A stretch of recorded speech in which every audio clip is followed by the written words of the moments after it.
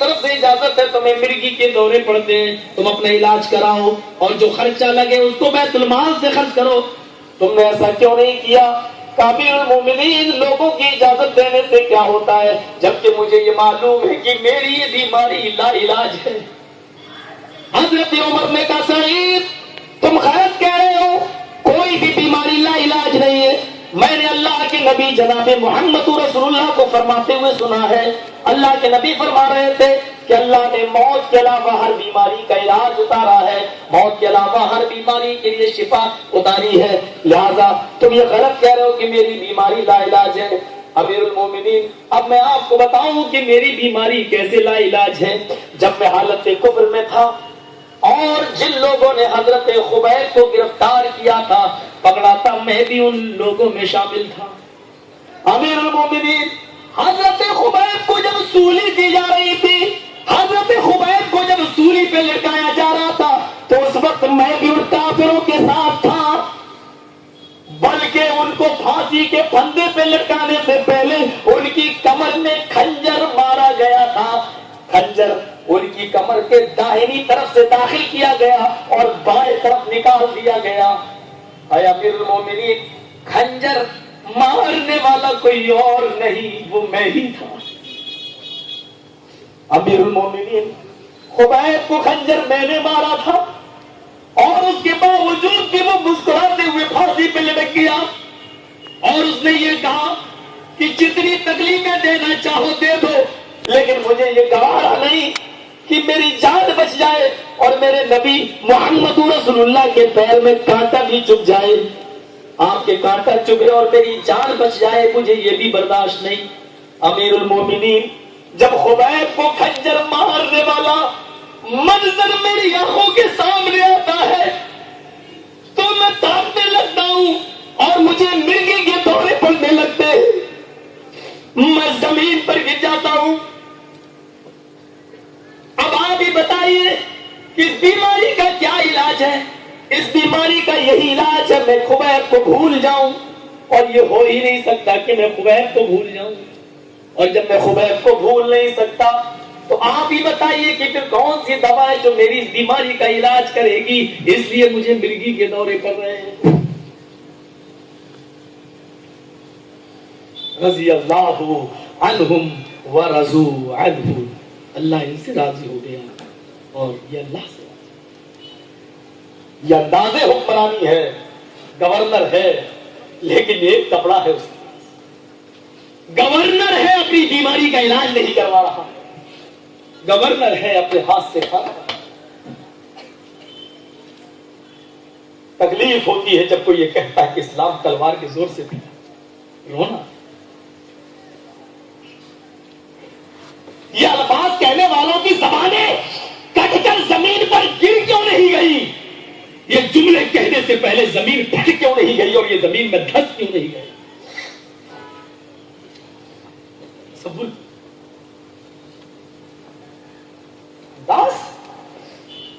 رات میں گشت کر رہے ہیں تو ایسے بن کر رہے ہیں جیسے کوئی ان کو دیکھے تو امیر المومنین نہ سمجھے. اور تاریخ خطیب بغدادی میں یہ واقعہ نقل کیا گیا. سنو, ہر مسلک کے لوگ موجود ہیں, کسی پر اٹیک نہیں کرنا ہے مجھے. ہم سب آپس میں میرے بھائیوں, ایک کلمے ایک نبی کے ماننے والے, ہمارے گھر کے جھگڑے ہیں. دعا کرو اللہ تعالیٰ ہمیں ان گھر کے جھگڑوں کو گھر میں ہی نپٹانے کی توفیق عطا فرمائے. افسوس ہوتا ہے, ایک جگہ گیا, لوگوں نے مقدمہ دائر کر دیا میرے اوپر. بدایوں میں مولوی صاحب ہماری وہ جج صاحب, ہماری مسجد میں کچھ لوگ آتے ہیں گنڈے اور زور سے آمین چلاتے ہیں. ایسا بیچارہ نہیں جانتا تھا آمین کیا ہوتا ہے. اس نے کہا پکڑ کے لاؤ. اب وہ 8-10 آدمی ہی لوگ بیچارے نئے نئے لیڈیز تھے, بیچارے کوئی مسجد نہیں تھی تو وہ لوگ دوسروں کی مسجد میں چلے جاتے تھے نماز پڑھنے. اب یہ آمین زور سے بولتی تو ان لوگوں نے کیس کر دیا. جب ایسو نے بلایا اس موقع پر میں وہی تھا, تو ان 8 آدمیوں کو پکڑا تو پکڑا گیا, ہم کو بھی لے گئی پولیس. چلو تم بھی چلو, تم بھی تقریر کرنے آئے. اب وہ سب بیچارے اچھے لوگ تھے, ماشاءاللہ لوگ تھے, لمبی داڑھی تھی ان کی سب کی.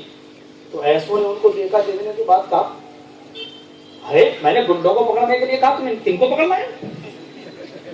صاحب جن کے نام FIR ہے وہ یہی لوگ ہیں. ان سے پوچھا جنہوں نے FIR کی یہی لوگ ہیں؟ صاحب یہی لوگ ہیں. ہم لوگ آمین چلاتے ہیں ہماری مسجد میں آتے ہیں. بھائی تم لوگ کیوں چلاتے ہو؟ وہ خاموش ایسا ہے ویسا. بھائی ان سے پوچھا, میں نے کہا ان سے پوچھیے ایسو صاحب ہمارے آمین کہنے سے ان کو پریشانی کیا ہے؟ تو وہ ایسو نہیں جانتا تھا یہ آمین کیا, لیکن جب کافر ہے تو کیا جاننا چاہتا, اور ہمارے فیصلے ان کی عدالت میں جاتے ہیں. تو ایسو نے کہا کہ بھائی اچھا تم لوگ بتاؤ تمہیں کیا پریشانی ہے اگر یہ آمین چلاتے ہیں؟ ایسا پریشانی ہے یہ لوگ ہمیں چڑھاتے ہیں. اچھا تو آمین کیا تمہاری ماں کا نام ہے؟ آمین تمہاری ماں کا نام ہے؟ کہا نہیں صاحب. تو کہا بہن کا نام یا بیٹی کا نام, کچھ نام کس کا ہے؟ کسی کا نام نہیں. پھر کیوں چڑھتے ہو؟ میرے ذہن میں خیال ایک بات آئی, میں اٹھا اور میں نے ایسو کے کان میں کہا سر آمین تو یہ بھی بولتے ہیں. وہ گیا کہتا کیا یہ لوگ بھی بولتے ہیں؟ میں نے کہا ہم سے نہیں پوچھی ان سے پوچھ لیتے. ان سے پوچھا جنہوں نے FIR کی, تم لوگ بھی آمین بولتے ہیں؟ تو صاحب ہم لوگ آہستہ بولتے ہیں کہ زور سے بولتے ہیں.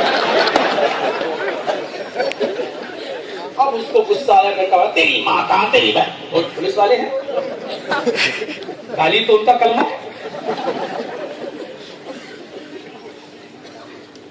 آہستہ وہ زور سے بول رہے تو آہستہ بولنا, بول تو رہے کیا بات ہے؟ میں کہ بھائی ہمارے یہاں زور سے لکھا ہوا ہے حدیث میں. اب تمہارے یہاں زور سے لکھا تم لوگ زور سے بولو, چلو تمہارے آہستہ لے کر تم آہستہ, اگر لڑائی جھگڑا یا تو بتاؤ. میں کہنا یہ چاہتا ہوں کہ ہمارے کیس آمین, رفع الیدین, تراجیم, یہ جھگڑے آج ان کی عدالتوں میں جاتے ہیں جن کو پیشاب کر کے دھونے کی تمیز نہیں مانتے. یہ بیچارے فیصلے کریں گے ہمارے, یہ بیچارے بتائیں گے سنت کیا ہے, یہ بیچارے بتائیں گے. میرے مسلمان بھائیوں, میں نے چڑھانے کے لیے واقعہ نہیں کہا ہے, حقیقت یہ ہے کہ ہمارے گھر کے جھگڑے ہیں, ان کو ہم اور آپ مل کر بیٹھ کر آپس میں نپٹائیں. ان کو ہم غیر مسلموں کی عدالت میں نہ جانے دیں, کیونکہ یہ بیچارے کیا فیصلہ کریں گے شریعت کے مسئلے. اور تم تو یہ کہتے ہو کہ قرآن سب کے سمجھنے کی چیز نہیں. جب قرآن حدیث سب نہیں سمجھ سکتے تو یہ بیچارے کیا سمجھیں گے؟ حضرت عمر فاروق رات میں گشت کر رہے ہیں. سنیے دلچسپ واقعہ, مجھے معلوم ہے کہ 10:30 سے مجھے 1 منٹ بھی آگے نہیں بڑھنے دیا جائے گا. میں اپنی بات کو سمیٹنے کی طرف آ رہا ہوں, لیکن جو دلچسپ اور زبردست واقعہ کو میں سنا رہا ہوں. حضرت عمر رات میں گشت کر رہے ہیں, لباس بدل کر گشت کیا. ایک آدمی کو دیکھا بیٹھا ہوا. یہ واقعات آپ بتائیے گا, آپ کے یہاں MLA صاحب ہوں گے, MP صاحب ہوں گے, ان تک بھی کیسے پہنچنا چاہیے, اسلام ان کے لیے بھی ہے, پہنچائیے گا. ایک آدمی کو مجبور دیکھا باہر گھر کی جھونپڑی کے باہر رو رہا ہے. حضرت عمر اس کے پاس بیٹھ گئے, کیا بات ہے؟ کہتا بھائی چاہ جا.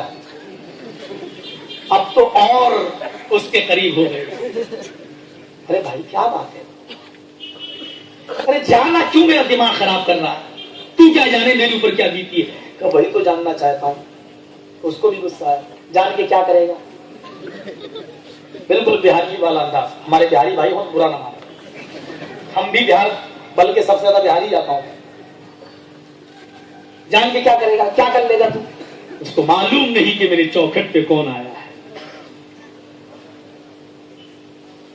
یہ ہستی وہ ہے کہ جس کو دیکھ کر نبی نے کبھی کہا تھا کہ لو کانا بعدی نبی لکانا عمر, اگر میرے بعد کوئی نبی ہوتا تو حضرت عمر. معلوم نہیں کہ میرے دروازے پہ کون. حضرت عمر نے کہا کہ کر تو کچھ نہیں سکتا, لیکن تمہارے غم میں شریک تو ہو سکتا ہوں. تمہاری آنسوؤں کے قطرے تمہارے بدلا رہے کہ تمہیں پریشانی ہے. بتاؤ میرے بھائی, بتاؤ, شاید میں کچھ کام آ سکے.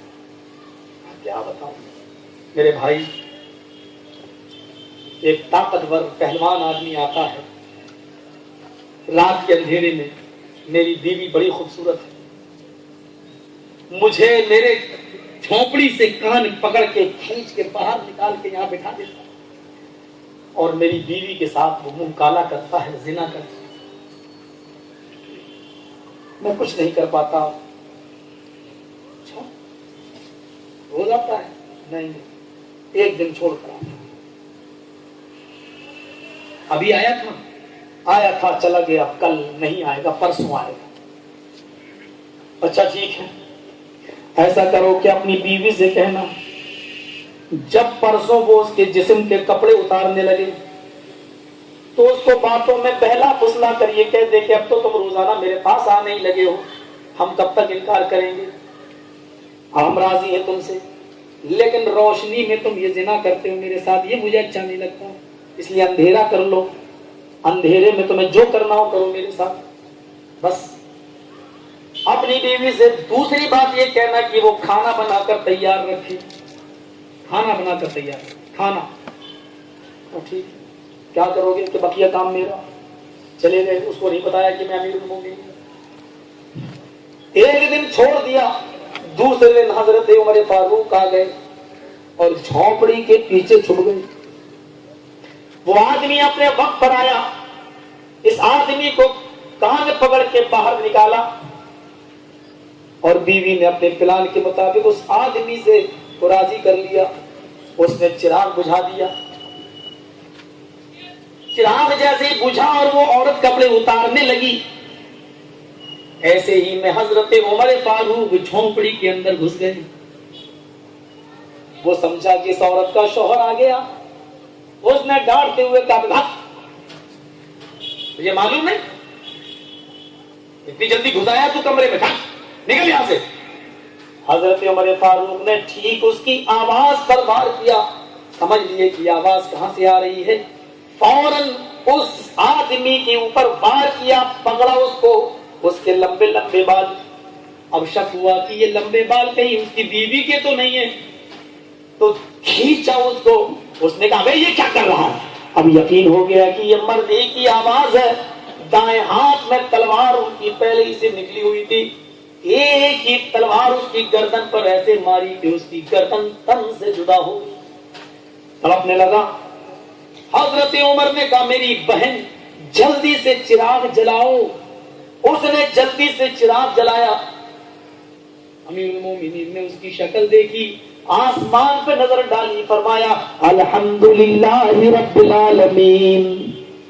کہا میری بہن جلدی سے کھانا لگاؤ. حضرت عمر نے وہیں اس لاش کے سامنے بیٹھ کر کھانا کھایا. آدمی دیکھ رہا کیا معاملہ کیا ہے. حضرت عمر کہتے ہیں میں جا رہا ہوں، تم یہیں پر ٹھہرو. اس نے کہا ارے یہ کہاں جا رہے ہو، لاش یہاں چھوڑ کے. حضرت عمر فاروق کے سپاہیوں کو پتہ چل گیا تو خون کے جرم میں مجھے بھی قتل کی سزا دی جائے گی. حضرت عمر کہتے ہیں گھبراؤ نہیں، دربار خلافت سے لوگ آئیں گے اور اس ڈیڈ باڈی کو لے جائیں گے، اس کے کفنانے کی تیاری کر دی جائے گی، تمہارا کچھ نہیں ہوگا. کہا کہ کون ہے آپ، صحیح بتائیے. کہا میں تمہارا خادم عمر فاروق ہوں. امیر المومنین نہیں کہتے تھے وہ لوگ، میں تمہارا خادم ہوں. سنا خادم، امیر المومنین میرے دروازے پر، آپ ہیں امیر المومنین. کہا یہ تمہارا امیر المومنین ہوں، لیکن میں تو تمہارا میں خادم سمجھتا ہوں اپنے آپ، ڈرو نہیں. اس نے کہا امیر المومنین اب 2-3 سوالوں کے جواب دے کے جاؤ. چراغ بجھوانے کا حکم آپ نے کیوں دیا تھا؟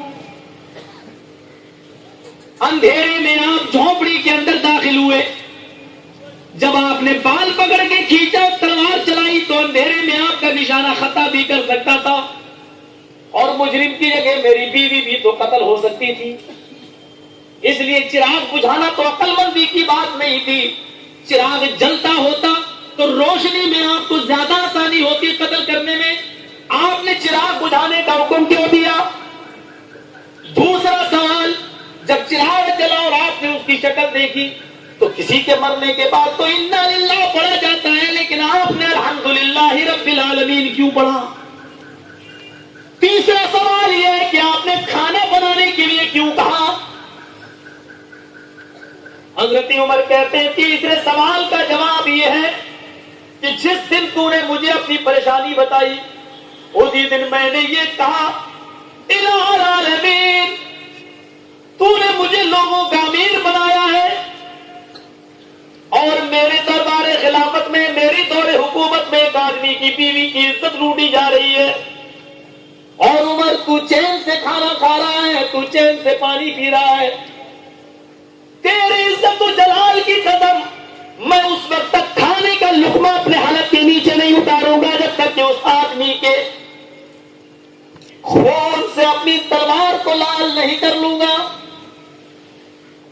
میں اس دن سے بھوکا ہوں یعنی پرسوں سے بھوکا ہوں اس لیے میں نے کہا تھا کہ کھانا بنا کر تیار رکھنا اس لیے میں نے پیٹ بھر کے کھانا کھایا چراغ بجھانے کے لیے میں نے اس لیے کہا تھا کیونکہ جب تو نے یہ بات بتائی تو اسی دن مجھے یہ ڈر ہوا اے عمر اتنی ہمت کس کی ہے جو میری خلافت میں میری حکومت میں ایک آدمی کی خوبصورت بیوی سے زنا کر رہا ہے اتنا ہمت والا کام کوئی ہمت والے باپ کا بیٹا ہی کر سکتا ہے مجھے شک ہوا کہ کہیں ایسا کام کرنے میں میرا کوئی رشتہ دار یا میرا اپنا بیٹا تو شامل نہیں ہے چراغ بجھانے کے لیے اس لیے کہا اگر چراغ جل رہا ہوتا میں گھر کے اندر گھستا جھونپڑی میں گھستا روشنی میں چہرہ نظر آتا اگر وہ میری بیٹی کا یا میرے کسی رشتہ دار کا چہرہ ہوتا تو شاید اس کی محبت میرے دل میں جوش مار جاتی اور میں معاملے کو رفع دفع کرنے کے لیے تجھے اکساتا کچھ لے دے کے معاملہ ختم کرنے کے لیے پیش قدمی کرتا اس لیے میں نے تمہیں کہا تھا تمہاری بیوی کو چراغ بجھا دینا تاکہ اپنا یا غیر کا فرق بھی مٹ جائے میں نے جب بال پکڑ کے اس کو کھینچا اس وقت تک میرے دل میں یہی تھا امیر المومنین یہ تیرا بیٹا ہو سکتا ہے یہ تیرا رشتہ دار ہو سکتا ہے میں نے تلوار اس کی گردن پہ چلائی اس وقت بھی مجھے یہی خیال تھا کہ میرا کوئی رشتہ دار ہی مرا ہوگا میرا بیٹا ہی قتل ہوا ہوگا جب چراغ جلا اور روشنی ہوئی تو میں نے دیکھا کہ اس میں میرا کوئی رشتہ دار شامل نہیں ہے یہ گردن میرے بیٹے کی نہیں ہے میرے کسی رشتہ دار کی نہیں ہے اس پر میں نے اللہ کا شکر ادا کیا الحمدللہ رب العالمین تمام تعریفیں اس اللہ کے لیے ہیں اس طریقے سے مدد کی جاتی تھی اور تب اللہ نے کہا ہے رضی اللہ عنہم ورضوا عنہ اللہ ان سے راضی ہو گیا اور یہ اللہ سے راضی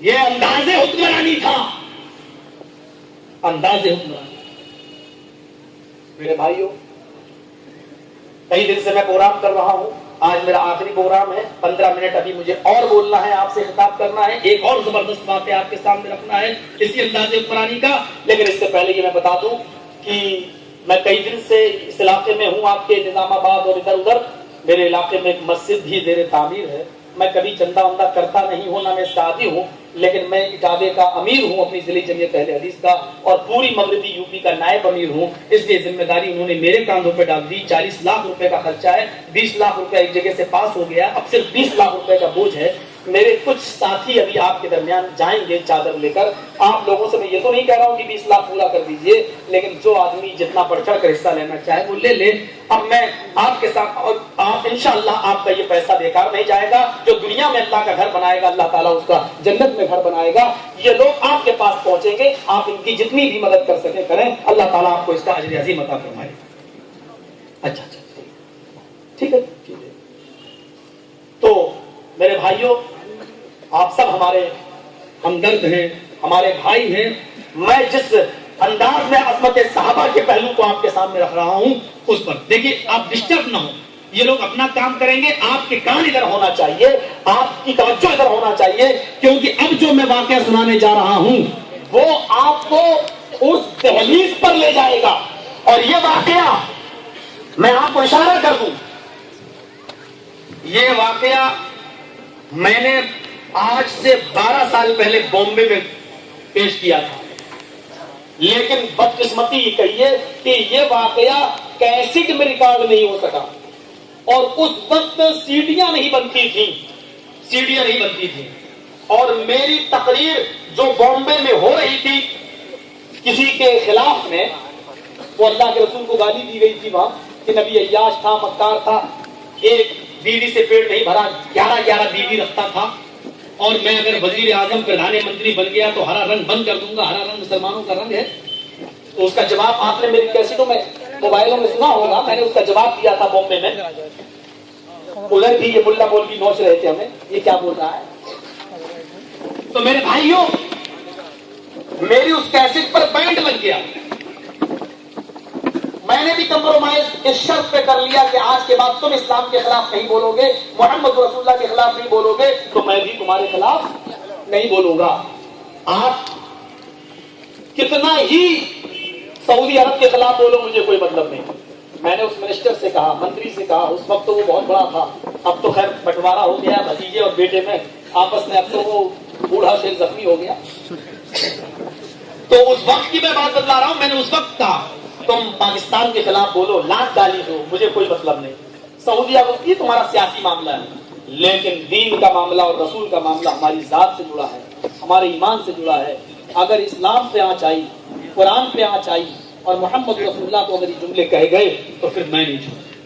تو کمپرومائز یہ ہوا کہ آج کے بعد میں اسلام کے خلاف نہیں بولوں گا اور تم میرے خلاف نہیں بولنا۔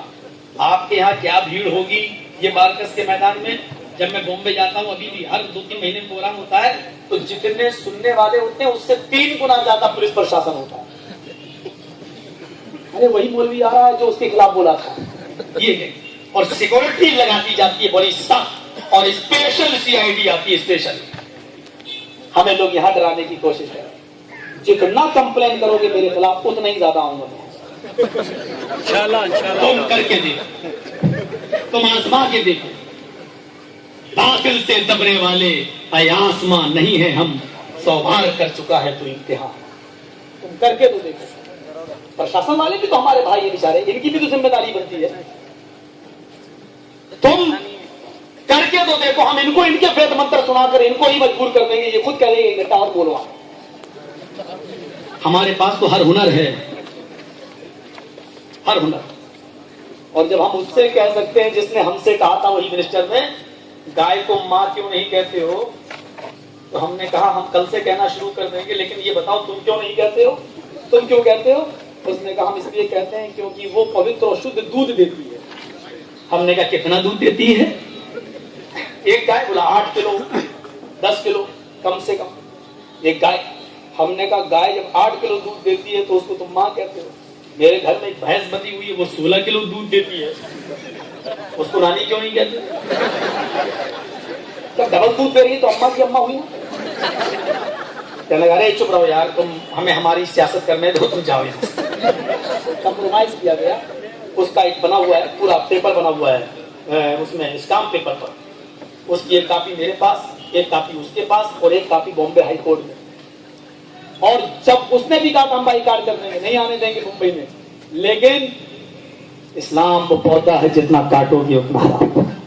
سب سے زیادہ پروگرام میرے ممبئی میں ہوتے ہیں، سب سے زیادہ۔ تو یہ معاملات ہیں، تم جتنا ورگلاؤ گے لوگوں کو ہم اتنا ہیں۔ اس سے بہتر ہے ہمارا مشورہ مان لو، اختلاف کو بنیاد پر بناؤ، کتاب و سنت کو سامنے رکھ کر معاملے کو حل کر لو۔ آؤ بھائی بھائی بن جاؤ، ہماری غلطی ہے، ہم معافی مانگنے کے لیے تیار، تمہاری غلطی ہے تم معافی مانگو۔ معافی مانگنے والا کبھی چھوٹا نہیں ہوتا ہے۔ اللہ کے رسول صلی اللہ علیہ وسلم ایک بار نکلے نماز پڑھنے، تہجد کی، مسجد میں گیا، حجرے میں نہیں، اس دن مسجد نبوی میں آئے، اندھیرا تھا، کچھ صحابہ باہر سے آئے ہوئے تھے بیچارے، ان کو تو آپ نے کہہ دیا ان سے مسجد میں سو جاؤ۔ لیکن آپ جب مسجد میں گھسے صحابہ کی خیر خبر لینے کے لیے تو کیا دیکھتے ہیں، اندھیرا تھا، اچانک آپ کی ٹھوکر ایک صحابی کے پیر سے لگ گئی، تو صحابی سمجھے پتہ نہیں کون ہے، وہ ان کی نیند خراب ہو گئی ہوں، بڑی پیاری نیند میں۔ کبھی کبھی جب نیند بڑی پیاری ہو اور ساتھی سو رہا ہو تو پھر کچھ نہیں دکھتا ہے، جب سب کو بتا دیتا ہے۔ تو یہی معاملہ تھا، بڑی پیاری نیند میں وہ سو رہے تھے اور اللہ کے رسول کے پیر کی ٹھوکر ان سے لگ گئی، تو انہوں نے اپنی زبان سے کہہ دیا اللہ تعالیٰ یا اما، اندھے دکھتا نہیں؟ جیسے ہم لوگ کہتے ہیں اب اندھا ہو گیا، موٹر سائیکل چلا رہا ہے کوئی سائڈ سے مار دے، اندھے ہو کے چلاتا ہے، دکھتا نہیں؟ اور بہار ہو تو موٹر سائیکل ہی ٹوٹ جائے آپ کی. تو یہ معاملہ, ابھی اندھے دکھتا نہیں تجھے؟ تو اللہ کے رسول سے کہا اس نے, اللہ تعالیٰ یہاں اندھے دکھتا نہیں. اللہ کے نبی صلی اللہ علیہ وسلم فرماتے ہیں میرے بھائی اندھا تو نہیں ہوں لیکن اندھیرے کی وجہ سے دکھا نہیں, غلطی ہو گئی ہے, مجھے معاف کرو. کون کہہ رہا ہے معاف کرو؟ محمد رسول, مجھے معاف کر دو. اس نے سنا یہ تو اللہ کے نبی ہے, اٹھ کے بیٹھ گئے, فدا کا بھی بہم یا رسول اللہ, میرے ماں باپ آپ پر قربان. اللہ کے رسول یہ کیا ہوا, میری تو عادت پر بات ہوئی, مجھے معاف کر دیجیے. آپ نے کہا غلطی مجھ سے ہوئی, میں ٹکرایا, تم معاف کرو. اس نے کہا نہیں, میں نے اندھا کہا, آپ مجھے معاف کرو. اب یہ جذبات چلنے لگے, معاف دونوں طرف سے یہ چیمے گوئیاں, نہیں تم, وہ کہتا نہیں آپ, وہ کہتا نہیں آپ, نہیں آپ. فجر کی نماز کا وقت آ گیا. آپ نے فجر کی نماز پڑھانے کے بعد لوگوں کے سامنے یہ مسئلہ رکھ دیا. لوگوں اب تم یہ بتاؤ گے اس میں کس کی غلطی ہے؟ میں اس سے معافی مانگ رہا ہوں, یہ معاف کرنے کے لیے تیار نہیں, اور یہ مجھ سے کہہ رہا ہے کہ آپ مجھے معاف کر دیجئے.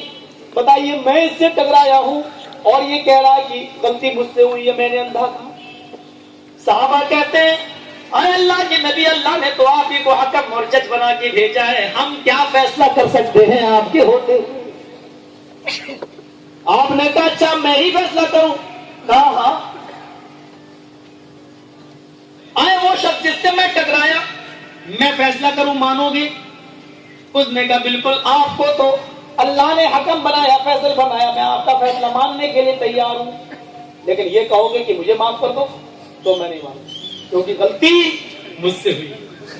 اللہ کے نبی فرماتے اچھا میرا فیصلہ سنو, میں تم سے ٹکرایا, یہ میری غلطی, تم نے مجھے اندھا کہا, یہ تمہاری غلطی.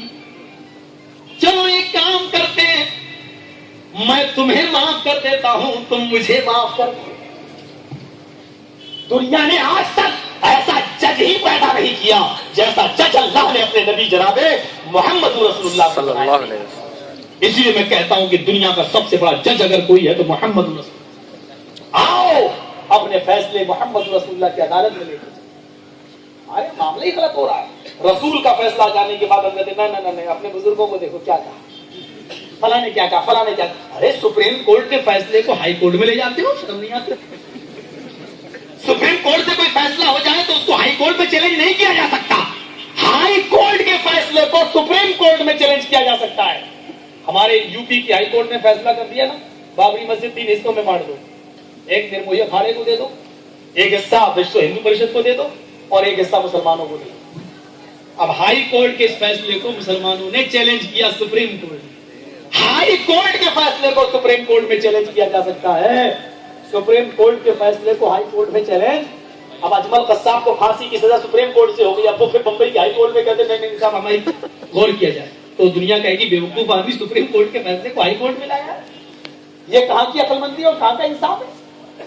تو مولوی جرجیز نے کیا کہا ہے, فلاں نے کیا کہا, فلاں نے کیا, یہ بات تو نبی کی عدالت میں لے کر جائی جا سکتی ہے, لیکن نبی کی عدالت سے آ جانے والے فیصلے کو پھر بزرگوں کی اور ملا مولویوں کی عدالت میں نہیں لایا جا سکتا ہے.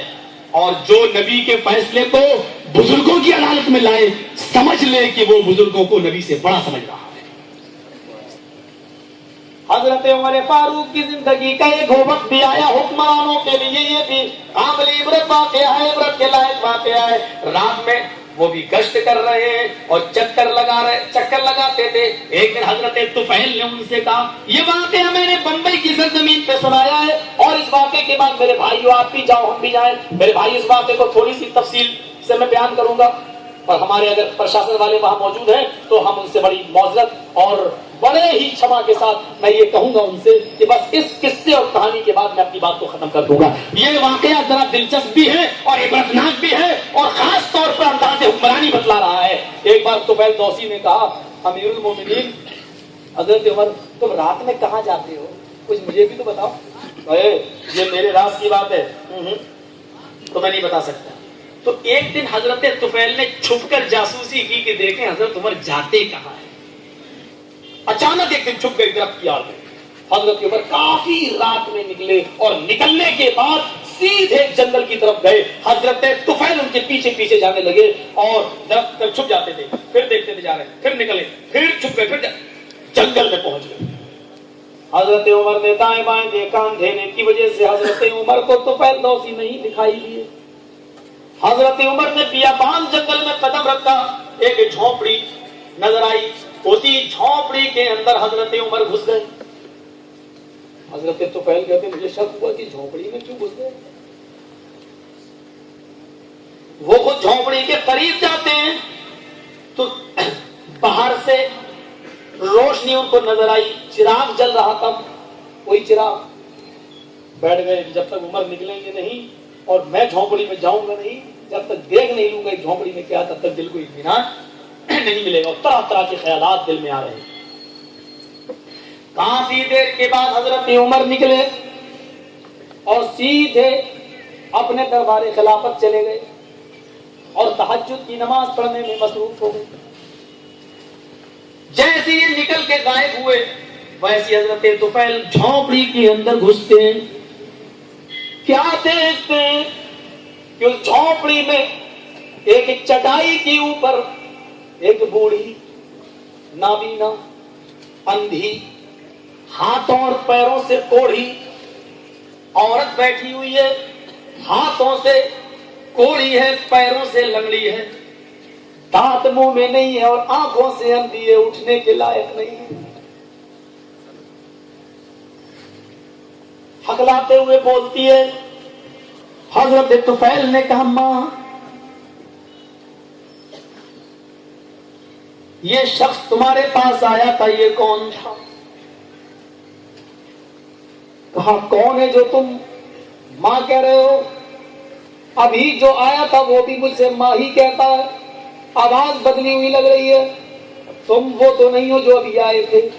کہا ماں میں وہ نہیں ہوں, میں ایک تاجر آدمی ہوں, میں یہاں سے گزر رہا تھا, میں نے ایک آدمی کو نکلتے ہوئے دیکھا ہے, میں جاننا چاہتا ہوں کہ یہ آدمی کون ہے, یہاں کیوں آتا ہے اور تم سے اس کا کیا رشتہ ہے. کہا تم نے مجھے ماں کہا ہے تو تم بھی میرے بیٹے ہو. وہ آدمی یہاں میرے پاس 4 سال سے کنٹینیو آ رہا ہے, 4 سال سے برابر آ رہا ہے اور اسی وقت آ رہا ہے. میں نے اس سے بہت نام پوچھا لیکن اس نے مجھے آج تک اپنا نام نہیں بتایا. بس یہ کہتا ہے کہ میں تیرا بیٹا ہوں. کیا کرتا ہے؟ ہاں وہ یہاں کیا کرتا ہے بیٹے؟ میں اسی چٹائی کے اوپر لیٹرین کر لیتی ہوں, گندگی کر لیتی ہوں, کیونکہ میرے پیروں میں طاقت نہیں ہے, میں چلنے کی طاقت نہیں رکھتی. میں ہاتھوں سے کوڑی ہوں,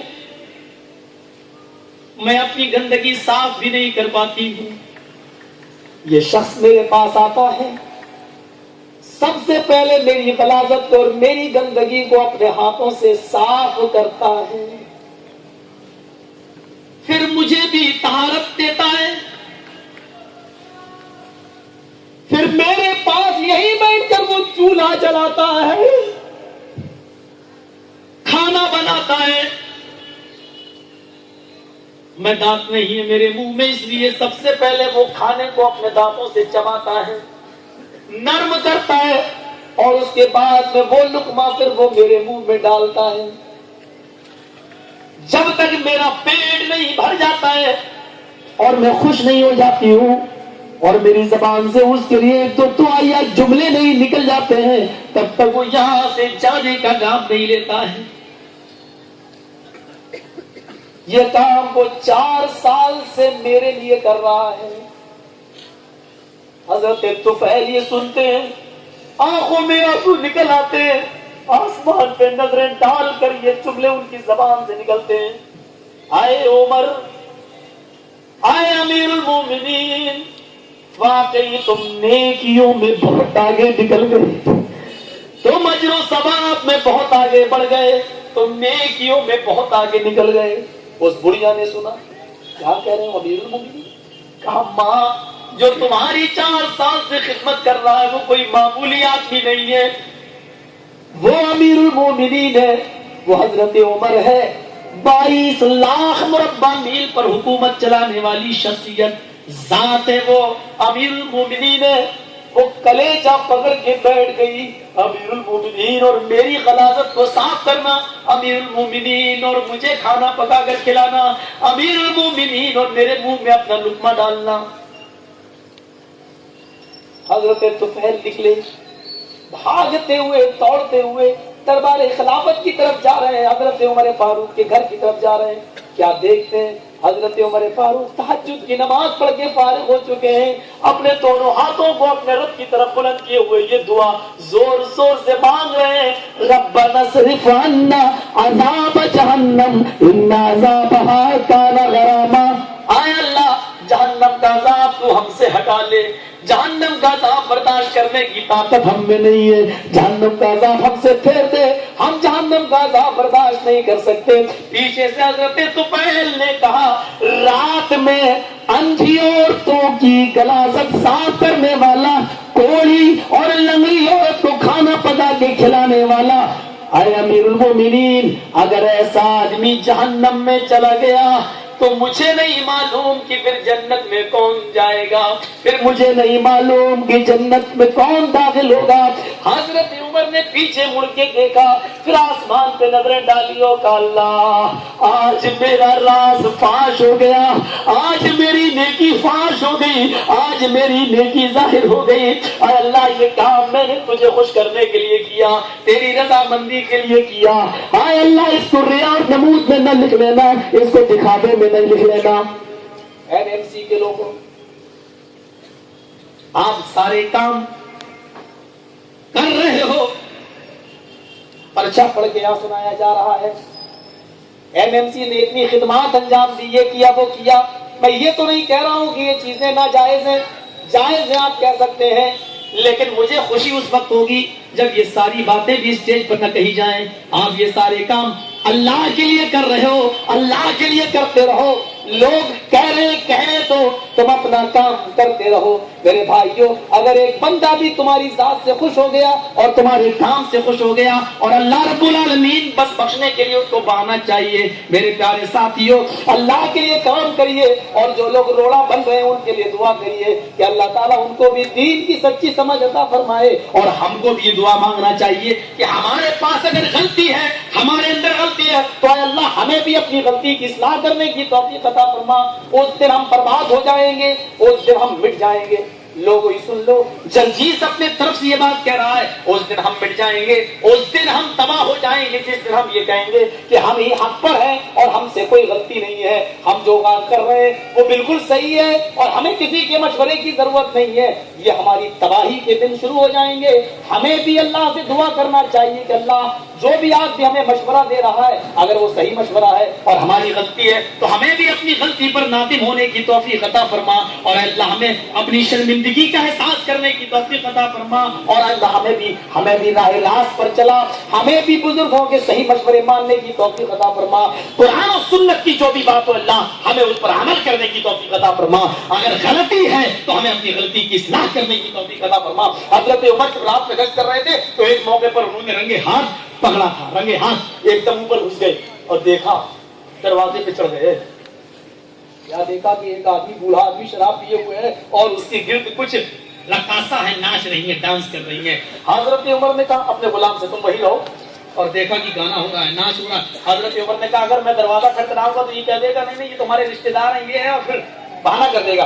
दीवार पे चढ़ गए और छलांग लगाकर उसके घर में कूद गए और कहा, बूढ़े, आज मैंने तुझे रंगे हाथ शराब के नशे में पकड़ा है और डांस में पकड़ा, अब तू इनकार नहीं कर सकता। उसको पकड़ा और कहा चल, शराब पिया तूने, कोड़े तुझे लगाए जाएंगे और इनको भी पकड़ो, ये डांस कर रही है, नाच रही है, काबिल सजा है नायक सजा। उस बूढ़े ने क्या कहा, हम तो मामूली मुल्ला मौलवी हैं और हमारी इमारत वैसी इमारत थोड़ी है जो इस्लामी इमारत होती है, जो चोर के हाथ काटती है और जानी को संसार करती है, ये थोड़ी है।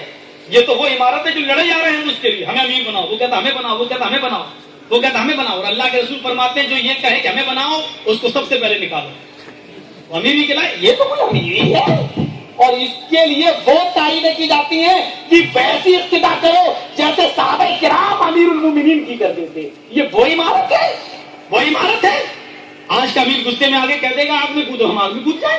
یہ وہ عمارت نہیں ہے میرے بھائیوں. یہ الگ بات ہے کہ ہمارے قائد ہو, رہبر ہو, رہنما ہو, ہم تمہیں امیر مان رہے ہیں, ہم انکار نہیں کر رہے ہیں, لیکن تم یہ کہو کہ کتاب و سنت کے خلاف ہم کوئی کام کرنے کے لیے کہیں وہ بھی مت کرو. تو ہم میرے بھائیوں کتاب و سنت کے خلاف اگر آپ کوئی کام کرو گے ہم نہ آپ کی تعریف کریں گے نہ آپ کے ساتھ ہیں. حضرت عمر فاروق نے برجستہ ایک مجمع میں کہا تھا, لوگوں اگر میں قرآن و حدیث سے ہٹ کر کوئی کام کرنے کے لیے کہوں تو تم کیا کرو گے؟ لوگ خاموش ہیں. پھر پوچھا کیا کرو گے؟ لوگ خاموش ہیں. پھر پوچھا کیا کرو گے؟ تو ایک نوجوان اٹھا, کہا عمر پھر سے کہو کیا کہہ رہے ہو؟ کہا اگر میں قرآن و حدیث سے ہٹ کر کوئی دوسرا کام کرنے کے لیے کہوں تو کیا کرو گے؟ کہا عمر تیری تلوار چھین کر تیری گردن اڑا دے.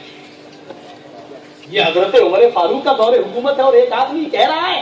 حضرت عمر نے یہ نہیں کہا اچھا تیری ہمت میرے خلاف. حضرت عمر نے کہا اللہ ایسے اور نوجوان پیدا فرما. جب ایسے نوجوان رہیں گے تو کوئی بھی امیر غلط حرکت نہیں کر سکتا ہے اور کتاب و سنت سے ہٹ کر اللہ اور اس کے رسول سے ہٹ کر کوئی بات کہنے کا حکم نہیں دے سکتا ہے. یہی حضرت عمر جب چھلانگ لگا کے کود رہے ہیں گھر میں اور بوڑھے کو پکڑ رہے ہیں تو بوڑھا کہتا امیر المومنین میں شراب کے نشے میں ہوں, یہ ٹھیک ہے. میں نے ڈانسر کو بلا کر ناچ کرایا, یہ بھی ٹھیک ہے. میں نے غلطی کی ہے, میں غلط ہوں, اس کی سزا دو.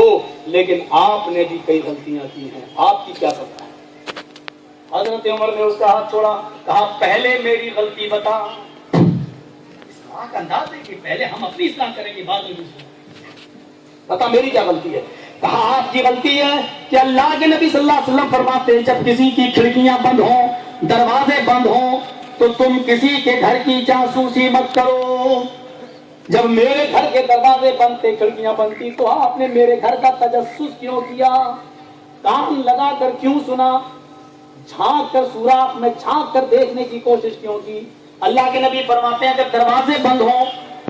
بوڑھا شراب بھی ایسی کیا ہوا تھا کہ شراب کے نشے میں بھی صحیح بات بول رہا تھا. کیا کہہ رہا ہے؟ اللہ کے نبی نے فرمایا جب دروازے بند ہو, کھڑکیاں بند ہو, کوئی تمہارے گھر کی جاسوسی لے, تمہاری ماں بہن بیٹیوں کو دیکھنے کی گھر میں کوشش کرے, تو تم گھر سے باہر نکلو اور اس کی دونوں آنکھیں پھوڑ دو. آئے امیر المومنین آپ کی پہلی غلطی ہے. اچھا دوسری؟ کہا دوسری غلطی آپ کی ہے کہ قرآن کہتا ہے جب تم کسی کے گھر میں داخل ہو تو پہلے اجازت لے لو.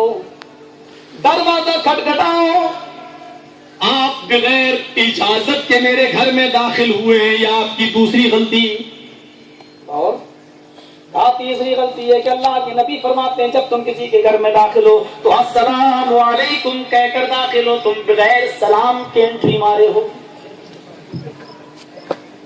اللہ کے نبی فرماتے ہیں مین دروازے سے آؤ, آپ چوروں کی طرح دیوار پہ چھلانگ لگا کر نک لگا کر آئے ہو.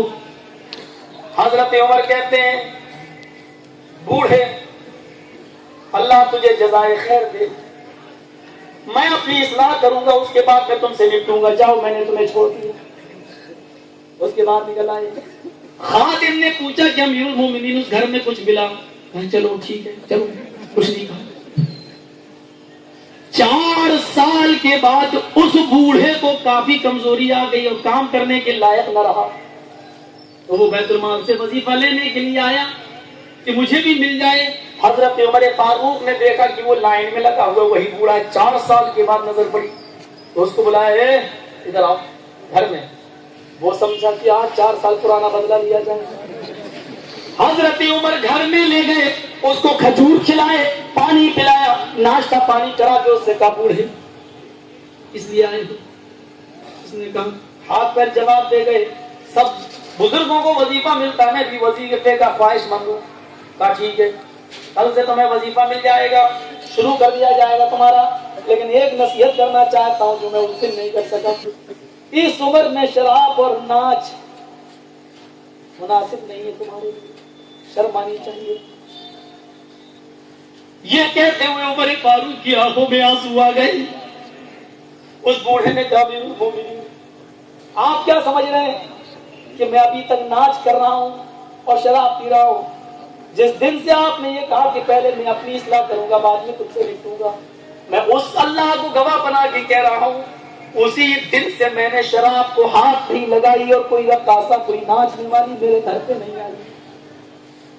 سمجھانے کا ایک انداز بھی ہوتا ہے کہ کسی کو اکیلے میں بلا کے سمجھایا تنہائی میں سمجھایا جائے. چائے کے ہوٹل میں اے مولوی صاحب کل تم نے یہ بولا, کیسے بولا؟ صاحب یہ حدیث کہتے ہیں سب کے سامنے یہ امتحان لے رہے ہو آپ اس کا. کسی کی اصلاح کرنا ہے تو تنہائی میں کرو, اکیلے میں کرو, وہ زیادہ مؤثر ہوتی ہے, وہ زیادہ کارگر ہوتی ہے. حضرت عمر فاروق کے یہ معمولات تھے, انداز حکمرانی یہ تھی حضرت عمر فاروق رضی اللہ تعالیٰ. وہ کسی چیز کو دیکھیے وہ مسئلے پر غور کرو. بس آخری بات بتا کے بات ختم کرتا ہوں. غور کرو کہ ایک آدمی ان کے پاس آیا اپنی بیٹی کا مسئلہ پوچھنے کے لیے, کہتا ہے کہ امیر المومنین ایک مسئلہ ہے میرے سامنے. کیا مسئلہ یہ ہے کہ میں اور میری بیٹی بہت چھوٹی تھی, چھوٹی بچی, میری بچی میرے ساتھ اسلام لائی, نابالغی کی حالت میں چھوٹی تھی. تبھی ہم اور میری بیٹی دونوں, ہم تو بالغ تھے, ہماری بیٹی نابالغ تھی, میری بچی نابالغ تھی, ہم دونوں اس ساتھ اسلام لائے. لیکن آئے امیر المومنین, اسلام تو لا چکی تھی میری بیٹی اور عمل بھی کرتی رہی, لیکن بالغ ہو جانے کے بعد, جوان ہو جانے کے بعد میری بیٹی سے ایک گناہ سرزد ہو گیا ہے, وہ زنا کی مرتکب ہو گئی ہے. اے امیر المومنین, میں اپنے گھر میں ایک دن گھستا ہوں تو کیا دیکھتا ہوں کہ میری بیٹی چھری ہاتھ ملی ہوئی ہے, کچن میں گھسی ہوئی ہے, وہ اپنے پیروں پہ مار رہی ہے, اپنے ہاتھ پہ چھری مار رہی ہے, اپنے پیٹ پہ مار رہی ہے, اپنی گردن پہ مار رہی ہے. اور جیسی اس نے چھری گلے پہ رکھی ویسی میں اندر پہنچ گیا اور میں نے اس کا ہاتھ پکڑا, چھری پھینکی. میں نے کہا بیٹی یہ کیا کر رہی ہو, خودکشی حرام, اسلام کے اندر یہ تم کیا کر رہی ہو؟ تب اس نے مجھے پوری بات بتائی. اے ابو جان, مجھ سے کل زنا کا صدور ہو گیا ہے, میں وہ حرکت کر بیٹھی جو نازیبا ہے, جو میرے لیے مناسب نہیں ہے. اے ابو جان, مجھے اس دنیا میں زندہ رہنے کا حق نہیں ہے, مجھے مر جانے دو, میں زندہ نہیں رہنا چاہتی. اے امیر المومنین, میں نے اپنی بیٹی کو تسلی دی, اس کو سمجھایا, اس کو بہت پیار کیا, چھری اس کے ہاتھ سے پھینکی. میں نے کہا اللہ غفور رحیم ہے, وہ توبہ کرنے قبول کرنے والا ہے. میری بیٹی اس دن سے لے کے آج تک 3 سے 4 سال کا عرصہ ہو گیا ہے, میری بیٹی مصلی اور دعا نماز کے تو آنکھوں سے آنسو. مجھے امید ہے کہ میری بیٹی کے آنسوؤں سے میری بیٹی کا گناہ دھل گیا ہوگا. اتنا گڑگڑائی ہے, اس دن سے اب تک گڑگڑا رہی ہے. امیر المومنین کہتے ہیں مطلب کی بات بتاؤ, کہنا کیا چاہتے ہیں, مسئلہ کیا ہے؟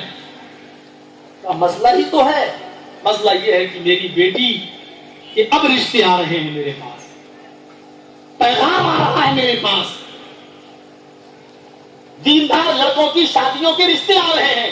اے امیر المومنین, میں ان لڑکوں کے ساتھ جو دیندار لڑکا ہے اس سے اپنی بیٹی کا رشتہ کرنا چاہتا ہوں, لیکن میں اپنی بیٹی کے اس عیب کو اور اس گناہ کو جو وہ کر چکی ہے اس لڑکے کو بتاؤں یا نہ بتاؤں.